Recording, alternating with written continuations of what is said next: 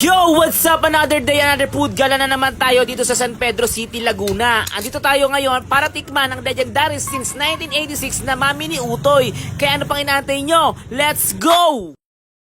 Andito nga pala tayo ngayon sa San Pedro, Laguna para tikman ang dinarayo at binabalik-balik ang mamihan dito. Walang iba kundi ang Mami ni Utoy. At alam nyo ba, since 1986 pa nag-serve na solid at panalong mami ang Mami ni Utoy? Dito ay sa halagang 55 pesos mo ay matitikman mo na ang pinagmamalaking mamihan ng San Pedro, Laguna. Kaya naman talaga binabalik-balikan ito na marami. Dahil sa solid at panalo nilang mami na naglalaman ng karne ng baka at itlog. Dito nga sa Mami ni Utoy ay ikaw ang bahala maglagay ng condiments mo. Meron sila dito ang special hot sauce, paminta, bawang, toyo at chili paste. Kaya talagang masasabi mong sabaw pa lang ulam na. At kung trip mo naman magkanin, meron sila dito. Mag-add ka lang ng 10 pesos. Located nga pala ito sa number 60 Rizal Street, Poblacion, San Pedro, Laguna. Open sila dito sa umaga ng 5 a.m. to 10 a.m. Sa hapon naman ay 2 p.m. to 8 p.m. Pagsaserban ka nila dito daily. Sa pagdayo ko nga dito ay nakasabay ko kumain ang isa din sa mga solid owner na putripan dito sa San Pedro City, Laguna. Walang iba kundi sa Pau Pau Food House. Sabi nga nila ay hindi ka tag San Pedro, Laguna kung hindi mo pa natikman ang legendary Mami ni Utoy dito sa San Pedro, Laguna. Kaya ano pang inaantay nyo? Dayuhin nyo na itong Mami ni Utoy dito sa San Pedro, Laguna. Basta good food!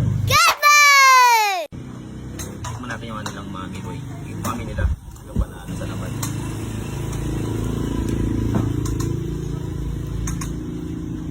For only 55 pesos boy. Meron ko lang ganito kasolid na Mami. Narin.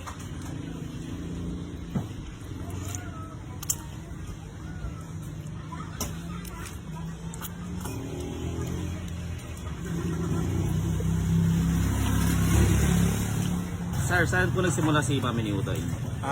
Ito nagsimula pa sa ama, sa tatay ko. Nagsimula siya dito 1986. Kalilitan pa namin.